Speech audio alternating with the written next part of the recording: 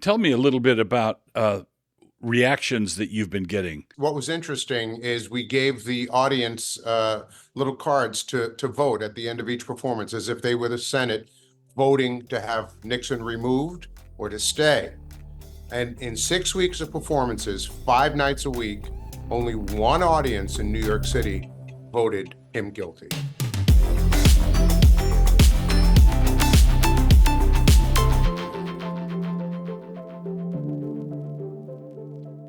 All right. Welcome to a very special edition of Canon Calls. I am your host, Jake McAtee, and I have three very special guests with me today to talk about the Watergate scandal. First, I'd like to introduce Geoff Shepard. Geoff Shepard came to Washington in 1969 as a White House fellow after graduating from Harvard Law School. He served on President Richard Nixon's White House staff for 5 years, including a year as deputy counsel on the president's Watergate defense team. He has written 3 books about the internal prosecutorial documents he's uncovered, many of which are posted on his website, shepardonwatergate.com.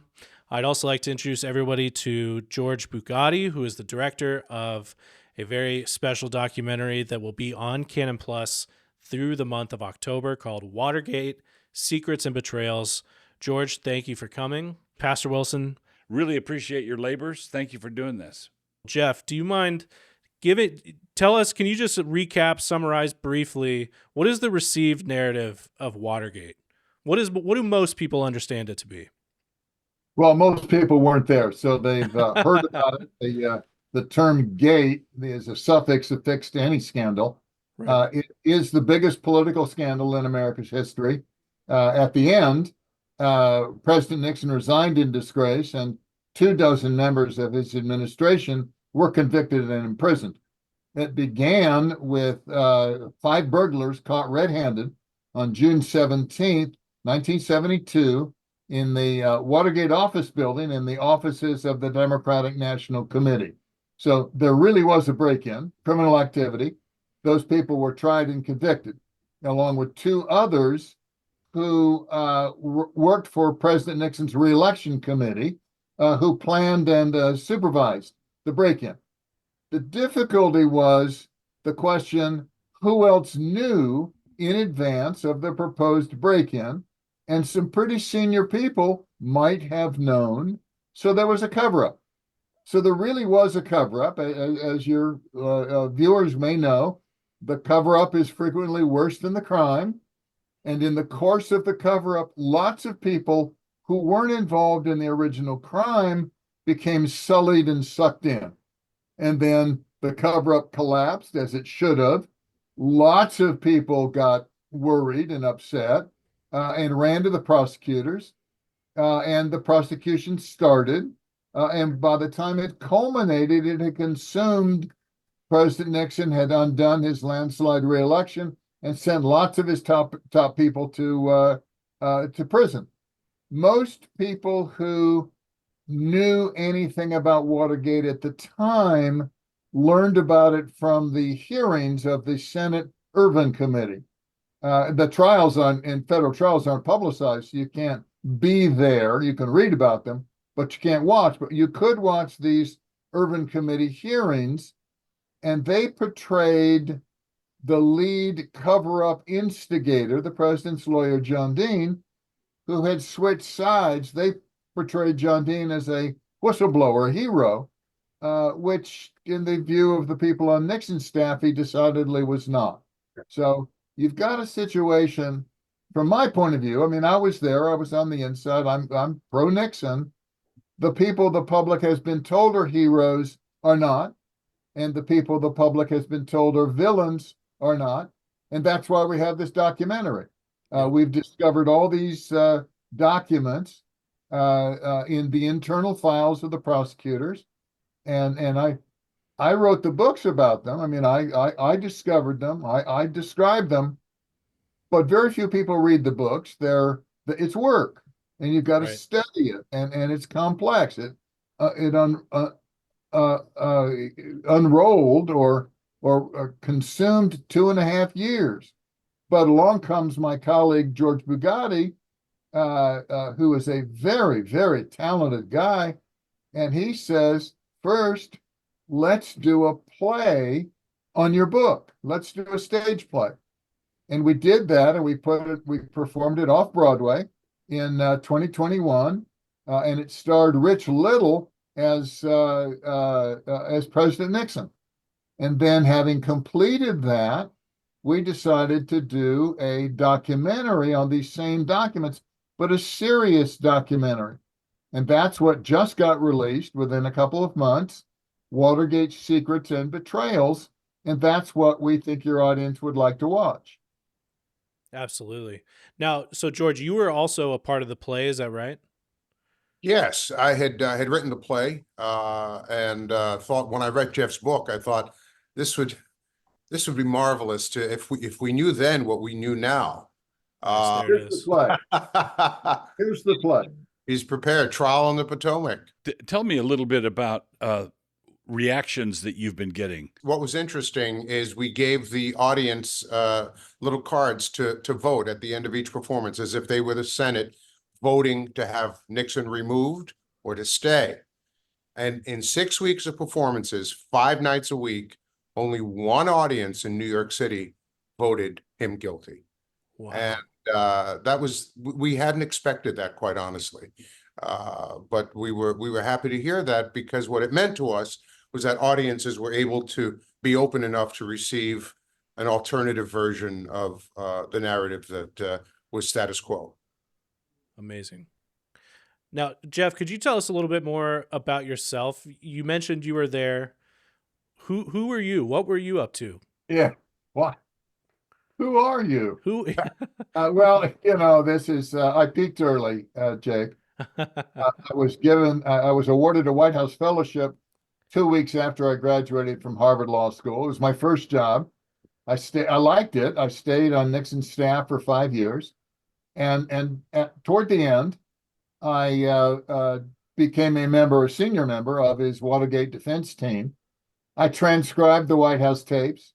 I ran the document rooms that held the seized files of his top officials. I briefed his counselors on the Watergate issue. People say, well, geez, you had a front row seat, Geoff. And it's worse than that. I was on the stage. Now, I was just a kid. I didn't have a speaking part in this great saga, but I sure knew what was going on. So years later, I mean, we lost big time, Jake, big time. It was a total wipeout. But years later, I discovered the internal documents of the Watergate Special Prosecution Force were kept at our National Archives. Not just Nixon's records, but the prosecutors. And this is like discovering 30 years later that you can see the playbook from the opposing coach who beat you in the state finals. And I started going through these papers, and I'll be a son of a gun.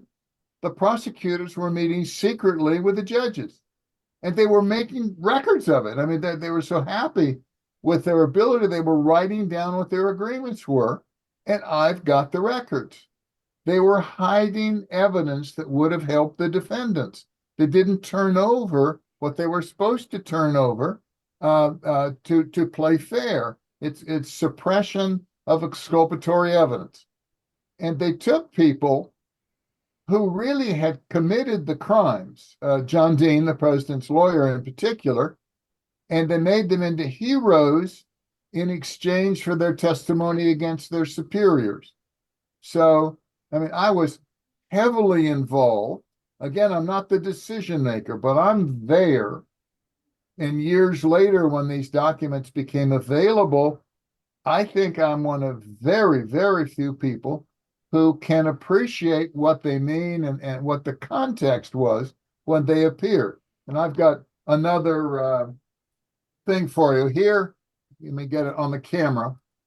What I put together is this spiral bound notebook. Now, I put this together for a presentation that George and I and others did for the Hoover Institution back about 1.5 years ago.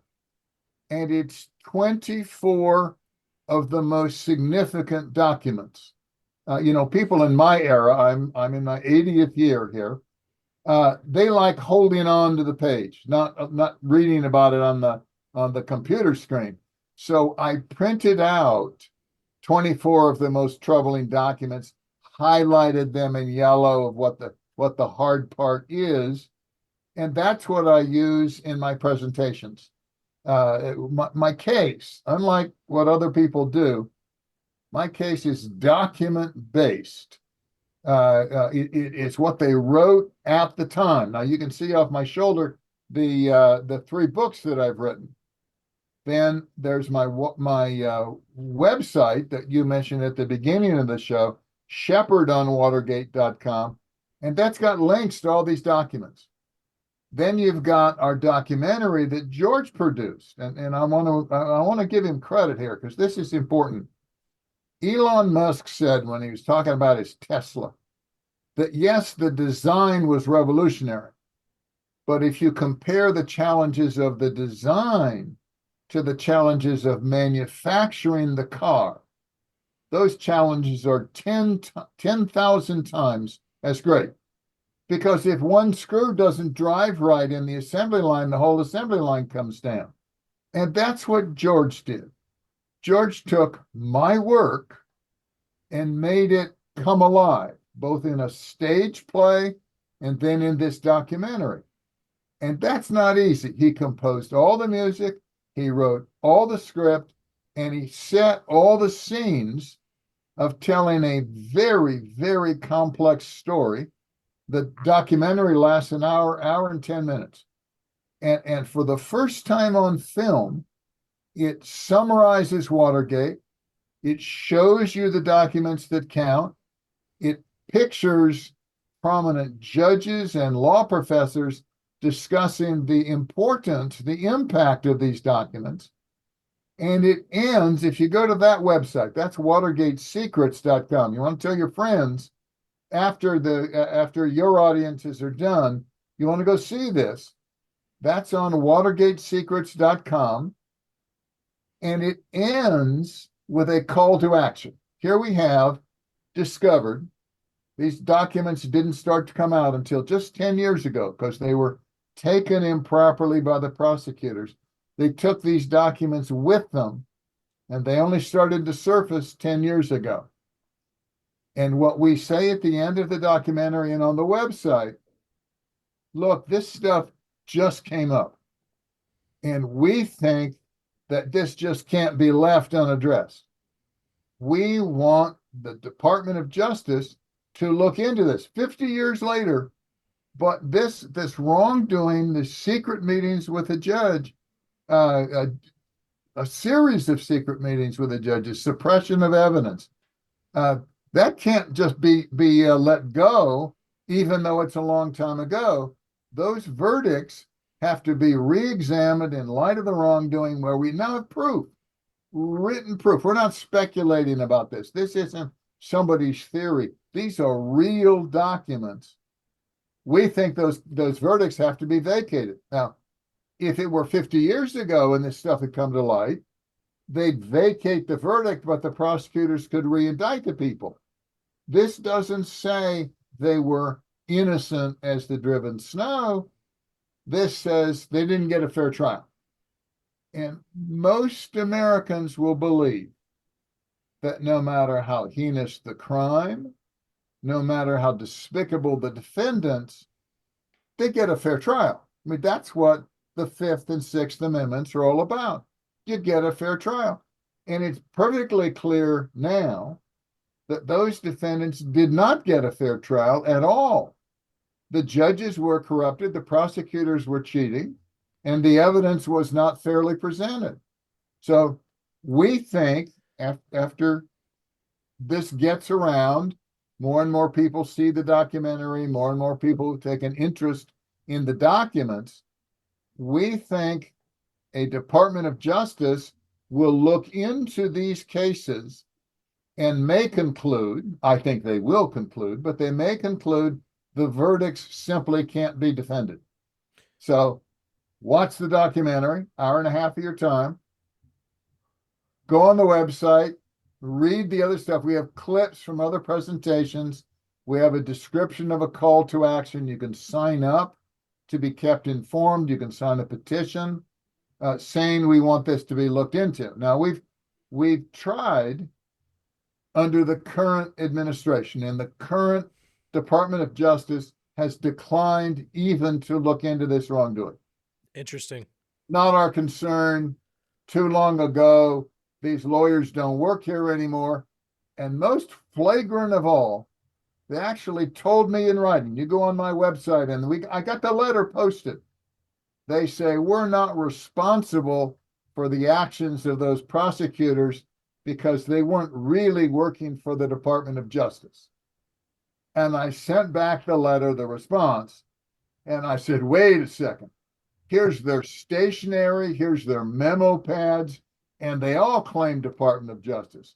They were enforcing the laws. They had the authority of the Department of Justice, and they out and out cheated.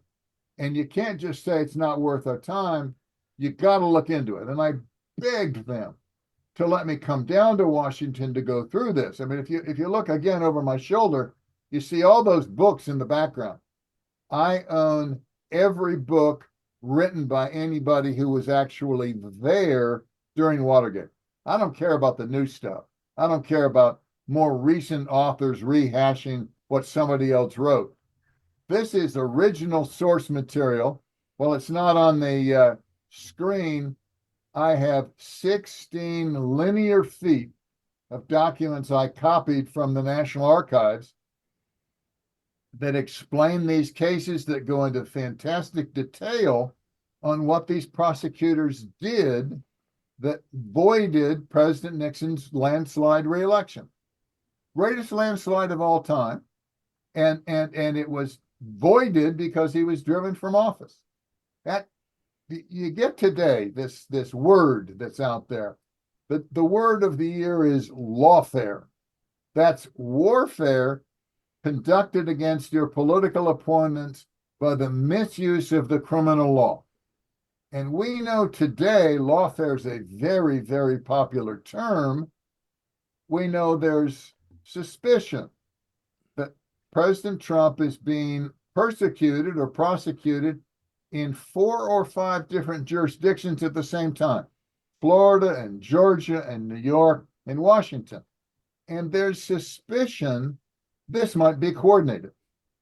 But what's so intriguing about Watergate, and I'm an expert on Watergate, not today. Sure. But we have the proof. We have the documents. You can't disown these documents. They're publicly available at our National Archives, and they're wrapped up in that spiral-bound notebook. They started to come out, as I say, 10 years ago. In 2013, the first cache of these internal documents surfaced. I was the first person to see them. Nobody has ever challenged their authenticity. They try to ignore me. I don't get included in panels discussing Watergate. You know, I'm kind of out there all by myself, but nobody has ever challenged the authenticity of these documents. And our second president, John Adams, said something many, many years ago. He said, facts are stubborn things. And that's what I built my case on. That's what this documentary that George took. I mean, George takes these dry, lawyer-like arguments and documents and makes them come alive so people can understand their import. George, do you mind giving us the gist and reminding everybody the title of the documentary? Yes, thank you, Jake. It's Watergate Secrets and Betrayals. Subtitle is Orchestrating Nixon's Demise, but main title is Watergate Secrets and Betrayals. To remind you, this documentary is on Canon Plus. That's available now, right? It's up there now, so you can rush to your set and start watching. Could you give us a little bit, like, how were you thinking about it? How did you think about going about Geoff's amazing, thorough work and putting it in a documentary? Well, you know, the thing that hit me the most, as Geoff has said, are the documents. The documents were earth-shattering to me, and they're not. Some of them are in what I call, you know, legalese, but you don't have to be a lawyer to understand what was written because a lot of it is simple. It's direct. You know, I met. Tell me if this is correct, Geoff. You know, from Leon Jaworski, I met with Judge Sirica in my chambers. Now you can't do that. I've learned a word, ex parte meeting. That means you can't meet. Do you have the document? You want to get it up and get Yeah, the you actual, keep talking, I'll find it. all right, you can't, the prosecutor cannot meet with the judge without informing defense counsel. It's just not right. And about a dozen of these So things. let me hold it up. On Monday, February 11th, I met with the judge, at which time several matters were covered as we sat alone in the jury room. He again indicated that provided the indictments came down in time, he would take the Watergate case. Now, Judge Sirica appoints himself to preside over that trial. Leon Jaworski is the special prosecutor. They're meeting in secret in the judge's jury room. And then the next day, Jaworski dictates this memo. Now, nobody, I don't care who they are, nobody can justify the lead prosecutor meeting secretly with a trial judge. You know, our lead legal analyst, Judge Andrew Napolitano, who's kind enough to lend his voice to this documentary, summed it up nicely in a bite that your audience will see in the movie. He said, if you're going to bribe a judge, don't put it in writing. And they did. It's a marvelous clip. This isn't the only meeting. I mean, there's a whole series of meetings. What were they thinking? Why would they do that, Geoff? Well, I've pondered this for 10 years since I discovered what they had done. And I think the most likely explanation, and it's covered in the documentary obliquely, is the judge was so eager to be a part of the prosecution that he wanted to get in and blow by blow. And he demanded they come over and meet with him. It wasn't the prosecutors sought out the meetings, I don't think.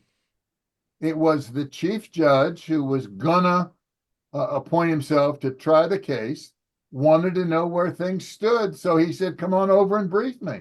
Come on over and brief me. And so they're not quite sure this is going to blow up in their face or going to become public. Sure. So they write memos to the file to protect themselves.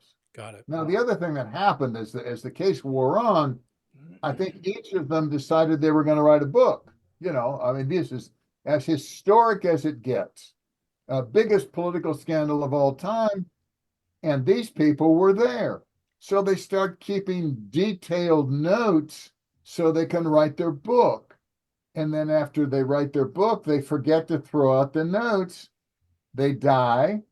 They will their papers to their law school alma mater, which is perfectly normal.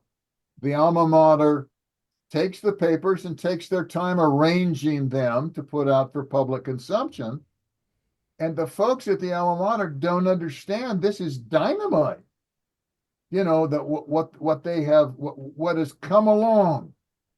And the archives learns about it, grand jury transcripts and other internal documents. Today, Jake, we know you are not supposed to take government documents. You're not supposed to wander. You get in a lot of trouble for that. Boy, can you get into trouble. 4 different occasions in Watergate, the 4 top Watergate prosecutors wander off with their files.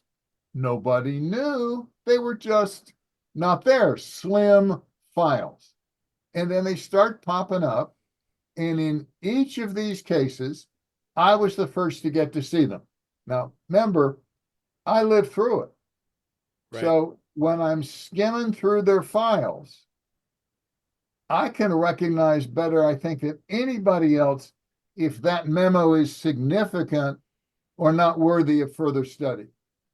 And you got a lot of paper to go through. And the stuff I've identified is just dynamite. You'll see it.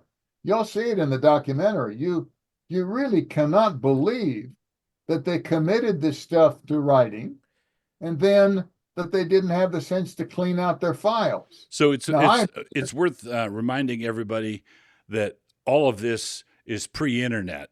So the papers that you have are that's there's no computers. You go way, way, way back. No email, no computers, no nothing except the written word. Now the thing that caused interesting difficulties is the dictaphone was just coming into usage. Before that, you'd come back and you'd dictate to your secretary. She takes shorthand. Right. But there was somebody in the room that you were talking to. Right. You get into that dictating machine, and sometimes people were overly candid. And so we get interesting documents that come out that way. Now, again, as I say, I'm in my 80th year. I was just a kid during Watergate. We're in the 50th anniversary of the unfolding of Watergate. But I'm appreciative of how people didn't get around to cleaning out their files. That's forgotten. That's a long time ago. Sometimes I look at this notebook of the 24 most significant documents, and I was looking through it the other day, and I thought, son of a gun, did I put that in that file? I'd forgotten about that particular memo. And each of these, of course, each of these 20, 23, 24 memos has its own story.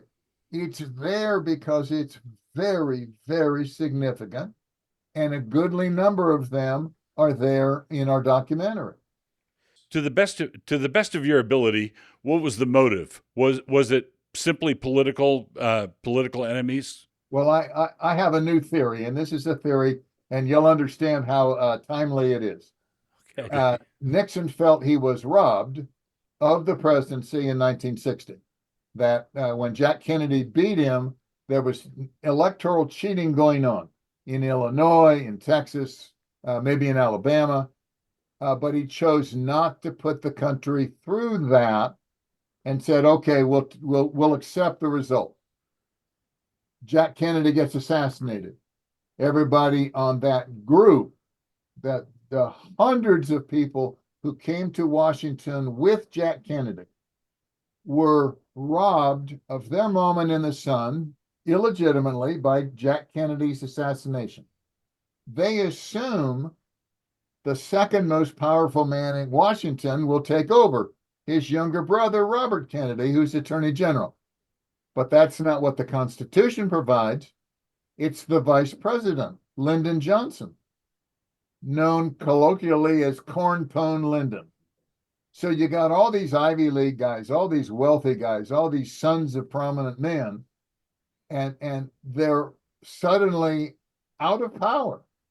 So they thought at one point Bobby Kennedy Sr. would run, and we'd be back on track. We'd have a restoration of Camelot, all the good times, all the glory of Jack Kennedy's administration. Well, Bobby does it in 68 and goes and gets shot too.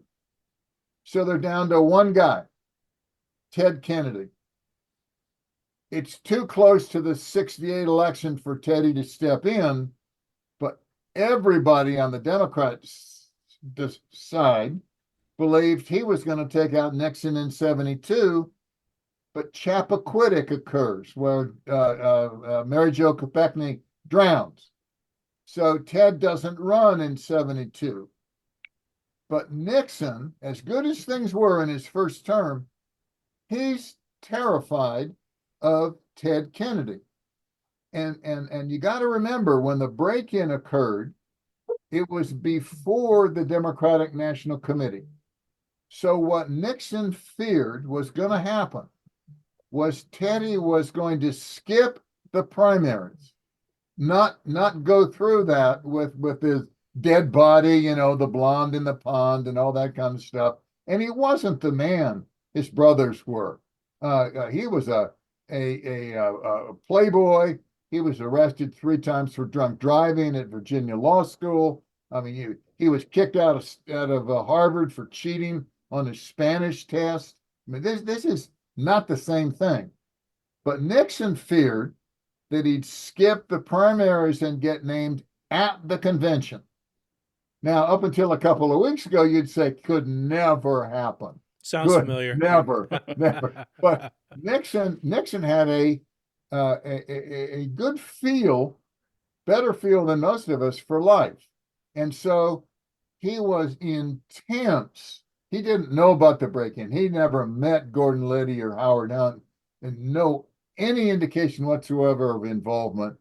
or of his two senior guys, John Ehrlichman and Bob Haldeman.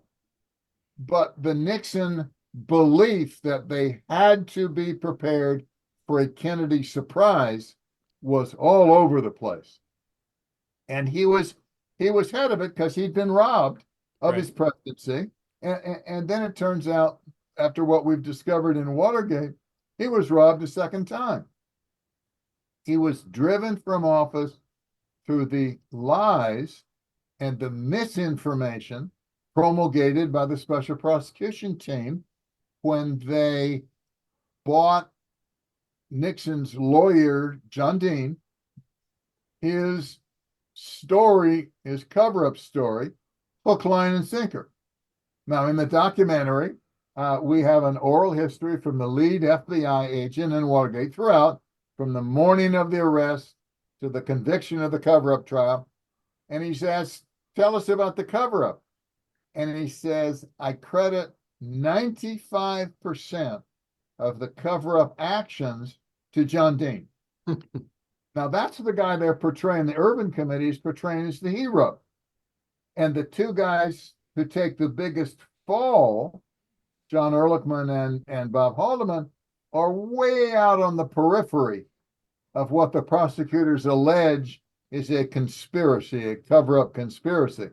John and Bob didn't do much of anything, but they were senior and they were targets, and the prosecutors fastened down on them, let John Dean go scot-free.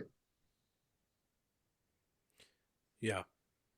It's so in 2024, it all sounds eerily familiar and maybe a surprise that this could be happening decades and decades ago. Well, there are four new terms that have come up that didn't exist 50 years ago. Deep state, Yeah. fake news, false narrative, and most of all, lawfare. And yet, characteristics of each of those existed 50 years ago. We just didn't use the terms.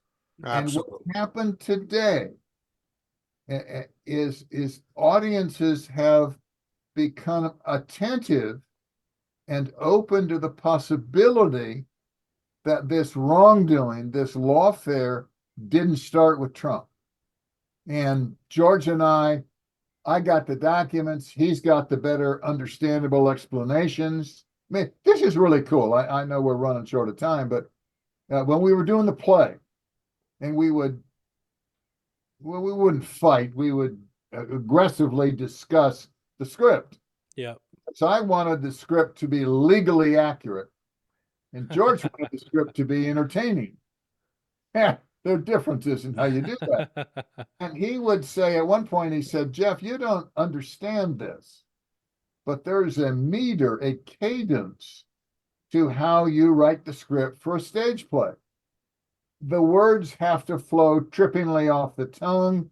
There's a beat that you got to say it in a certain way so the audience can understand, but it can be announced and the words understood fairly because you're projecting a brand new thought. Right. And then having done that for the play, he did it again for the documentary. And it's, I mean, if you really get behind the scenes, what he did is just fascinating because he didn't say so. He's a concert pianist, and he prepared all the music for the play and the documentary too. So all of it, the suspense, the way the script unfolds, the way the documents are explained, that's all George's genius. Oh, based on the nexus of it all again are the documents. Well, I gave him the marble. He created the statue. I mean, you know, it was fun doing the research. I think I've said to other audiences, if you've ever followed your family's, traced your genealogy, if you find stuff back before you knew the people, you know, your great grandparents and back further than that, it's fun to do. It's like a crossword puzzle. But if you don't find stuff, you lose interest pretty fast because you just keep searching and there's nothing there. Well, what happened to me with Watergate when I learned where these files were and we recaptured these caches of information, I'd read that stuff and I'd about go crazy. Do you mean to tell me they were meeting secretly with a trial judge? Do you mean they had this evidence in their files and they didn't tell the defendants? And there it is in black and white. Now, you asked us why, and I said, well, they were trying to protect themselves. They were going to write a book. The other answer, possible answer, is just straight hubris. You know, they were so arrogant. They called themselves Cox's Army after the original special prosecutor. They were all Ivy League, and of course Nixon wasn't Ivy League. They had a phone directory, and they labeled it the best and the brightest. You know, here we are. We're going to straighten this thing out. We're going to undo Nixon's reelection, and we're going to put all of his people in jail. So they did. They drove Nixon from. They won. They won. And then 30 years later, 40 years later, the facts start to come out about how they did it. And there's more to come. I mean, if this election turns out the other way, I'm going back to my 55th law school reunion next month, and I'm going to tell them where things are. And my presentation ends with the observation, you know, Alan Dershowitz, our criminal law professor from when I was there, he's asked to see this documentary. We sent the link off to him the other day. President Trump has expressed interest on record in seeing these documents. Right. Depending on how the election comes out in 40 days, we may find a whole new level of interest from that Department of Justice under new management to go further and look at what I've uncovered. Amazing. Awesome. Well, that's our hope as well. Are you guys optimistic that'll happen? It depends. It depends on November. We've already asked this Department of Justice, and they said pound sand. Right. So unless there's a change of management, new attorney general, all the attorney general has to do is say, "Why don't you look into this? You know, are these records valid? Are these memos for real? Did this really happen?" But this Department of Justice said, "Nope, not right. even gonna look." I've got hope, Jake. I've got hope. Good. And I think we're being led, and I don't, you know, it's marvelous how Geoff and I found each other, and the passion that I have for this project, and the research that he's done, and the research that I've done, and the things that he's taught me. I think we've got a shot. I think we've got a good shot. See, you can characterize George's belief as hope and change. Maybe you've heard that phrase. Maybe you've heard that phrase before. But we are so deep into the weeds, he and I, because we've spent years working on this. And we hope the documentary makes it easy for people to follow along, maybe get more interested, maybe go on the website or buy one of the books. We'll see. I wanted to ask, so let's say folks watch the documentary, they enjoy it, and Geoff, they go and get your books that you have there. Is there anywhere else that you would, Geoff, especially since you knew Richard Nixon, is there a particular biography that you would say, like, if you want to know the Richard Nixon I knew, that's where I would send you? Is there somewhere to meet the man? I mean, there are a couple. You'd go from the documentary, I think, to you want to tell your friends about the documentary. That's watergatesecrets.com. You want to get the books, you go to my website, shepardonwatergate.com. Yep. You go, and the website has lots of other information. Most authors, when they do a website, it's to sell their books. Mine is to spread the word on these documents. So there's links to all these documents on the website. It's a treasure trove of more information. Good. Now, Nixon's a controversial guy. There's all kinds of books about Nixon. The one I think may be the fairest is one called Being Nixon by Evan Thomas. Okay. I think that's a good book, and it's not a particularly complicated book. Right. They were up on the top shelf of my set of books. There's a 1,000-page book, Nixon biography by Conrad Black, with Okay. huge detail. Nixon's own memoirs, huge detail of what did, but none of those authors had access to my caches of documents when they wrote their books. So there's no book, none, out that talks about my documents except my 3 books. They just don't want to do it. They can't refute them. They can't explain them. So they just ignore them. And our fond hope is today's atmosphere because of President Trump. Right. You know, I mentioned Dershowitz. He was our criminal law professor. He's got a book out called Get Trump. And I had dinner with him in New York with George. We were at the same dinner. And I was telling him about that what I think is there was a Get Nixon program going on during Watergate. And I got the documents that prove it. What was his response? Well, he's asked to see the documentary. Okay. So that's good. He has written a very nice blurb about my my 3rd book, Taking It Off the Shelf. Geoff was in my criminal law class my first year of teaching at Harvard and was clearly paying attention. I take no credit, but some pride in his thoughtful insights and analysis of Watergate issues. Now, just to be fair, he has not come out and said, yeah, Nixon got screwed. Right. That may be too big a lift for Alan. He says Trump's getting screwed. And I thought, I hate Trump, but he's getting screwed. And Sure. That's no fair. And we hope to interest him in my documents and in the documentary. So the documentary is the first step in getting to Alan. When I took the class, 1966, it was his first year of teaching, and he's only a couple years older than the students. He was fun. He wasn't scary. He wasn't trying to make the students look bad. And the furthest thing from my mind was that I would go into criminal law. I wanted to be a corporate lawyer.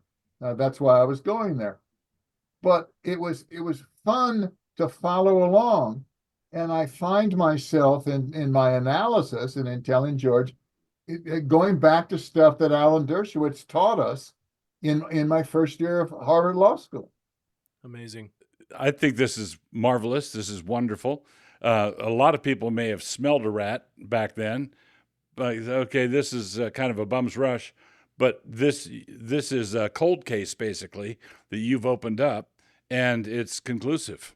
Thank you guys so much again. Thank you for all of your time. The documentary for the month of October will be on Canon Plus. That's joincanonplus.com. And then after that, George, you said later in the month, it will then hit sort of an aggregator and it'll be everywhere. Yes, it will, in addition to our website. Great. All right. Thank you, guys. Thank you, everyone, for your time. Geoff, George, Pastor Wilson, thank you, guys. Thank you, Jake. Thank you.